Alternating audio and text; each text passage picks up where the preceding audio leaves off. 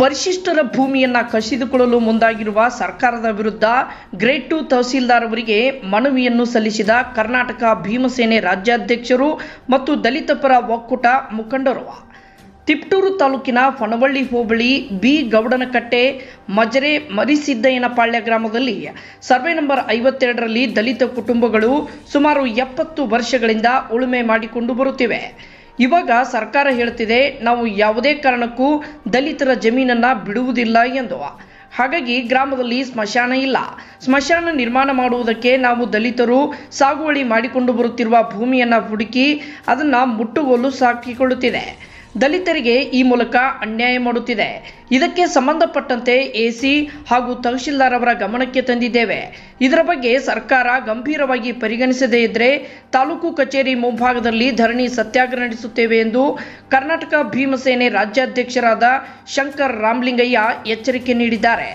ಈ ವೇಳೆ ದಲಿತ ಸಂಘರ್ಷ ಸಮಿತಿ ಜಿಲ್ಲಾ ಸಂಚಾಲಕ ನಾಗತಿಹಳ್ಳಿ ಕೃಷ್ಣಮೂರ್ತಿ, ಜಿಲ್ಲಾ ಮುಖಂಡ ಶೆಟ್ಟಿಹಳ್ಳಿ ಕಲ್ಲೇಶ್, ವಿ ಅಧ್ಯಕ್ಷ ಅಶೋಕ್ ಗೌಡನಕಟ್ಟೆ, ಭೀಮಸೇನೆ ಅಧ್ಯಕ್ಷ ಮಂಜುನಾಥ್, ಕರ್ನಾಟಕ ದಲಿತ ಸಂಘರ್ಷ ಸಮಿತಿ ಎನ್ ಮೂರ್ತಿ ಸ್ಥಾಪಿತ ತಾಲೂಕು ಅಧ್ಯಕ್ಷ ಟಿ ರಾಜು, ಯುವ ಮುಖಂಡ ಗುರುಗುದಹಳ್ಳಿ ಮಂಜು, ತಾಲೂಕು ಸಂಚಾಲಕ ಹರಚನಹಳ್ಳಿ ಮಂಜು, ಲಕ್ಷ್ಮಯ್ಯ ಸೇರಿದಂತೆ ಪ್ರಮುಖ ಮುಖಂಡರುಗಳು ಈ ವೇಳೆ ಹಾಜರಿದ್ದರು.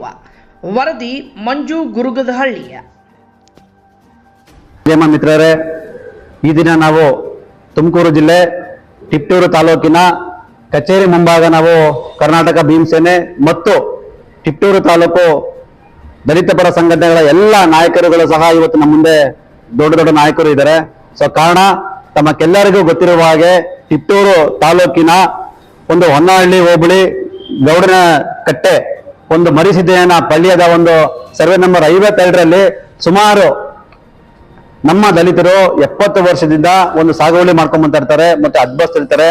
ಇವಾಗ ಸರ್ಕಾರ ತಹಸೀಲ್ದಾರ್ ಗಮನಕ್ಕಿದೆ. ಸರ್ಕಾರ ಹೇಳುತ್ತೆ ನಾವು ಯಾವುದೇ ಕಾರಣಕ್ಕೂ ಇವಾಗ ಏನ್ ದಲಿತರ ಭೂಮಿನ ನಾವು ಯಾವುದೇ ಕಾರಣಕ್ಕೂ ನಾವು ಬಿಡೋದಿಲ್ಲ ಅಂತ ಹೇಳ್ತಾ ಇದಾರೆ. ಕಾರಣ ಅಲ್ಲಿರುವಂತಹ ನಾವು ಸ್ಮಶಾನ ಒಂದು ನಿರ್ಮಾಣ ಮಾಡಬೇಕು, ಗ್ರಾಮಗಳಿಗೆ ಸ್ಮಶಾನ ಇಲ್ಲ ಅಂತ ಹೇಳ್ತಾ ಇದಾರೆ. ಸ್ಮಶಾನ ನಿರ್ಮಾಣ ಮಾಡೋದಕ್ಕೆ ನಾವು ದಲಿತರು ಸಾಗುವಳಿ ಮಾಡ್ಕೊಂಬಂದಿರುವಂತಹ ಜಾಗಗಳನ್ನ ಹುಡುಕಿ ಅದನ್ನ ತಗೊಂಡು ಸರ್ಕಾರ ಮುಟ್ಟುಗೋಲು ಹಾಕೊಂಡು ಅವ್ರಿಗೆ ಅನ್ಯಾಯ ಮಾಡ್ತಾ ಇದೆ. ಇದಕ್ಕೆ ಸಂಬಂಧಪಟ್ಟಂತೆ ಈಗಾಗಲೇ ನಾವು ತಹಸೀಲ್ದಾರ್ ಗಮನಕ್ಕೂ ತಂದಿದ್ದೇವೆ, ಎಸಿ ಗಮನಕ್ಕೂ ನಾವು ತಂದಿದ್ದೇವೆ.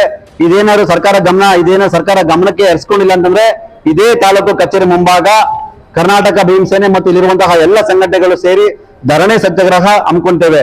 ಸೊ ನಿನ್ನೆ ದಿವಸ ಅಲ್ಲಿ ಏಕಾಏಕಿ JCP ಬಿಟ್ಟು ಕ್ಲೀನ್ ಮಾಡುವ ಸಂದರ್ಭದಲ್ಲಿ ನಮ್ಮವ್ರಿಗೆ ತಡೆ ಹಾಕಿದ ಸಂದರ್ಭದಲ್ಲಿ ನಮ್ಮವ್ರಿಗೆ ತುಂಬಾ ಕಿರುಕುಳ ಕೊಟ್ಟಿದ್ದಾರೆ. ಸಂಬಂಧಪಟ್ಟಂಗೆ ನಾವು ದೂರು ಸಹ ನಾವು ದಾಖಲೆ ಮಾಡ್ತೇವೆ.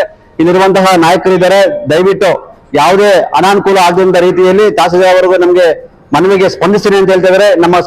ನಮ್ಮ ಮನವಿಗೆ ಸ್ಪಂದನೆ ಮಾಡದೇ ಇದ್ದಂತಹ ಉಗ್ರವಾದ ಹೋರಾಟ ಮಾಡುವುದಾಗಿ ಈ ಮೂಲಕ ನಾವು ಎಚ್ಚರಿಕೆ ನೀಡುತ್ತೇವೆ.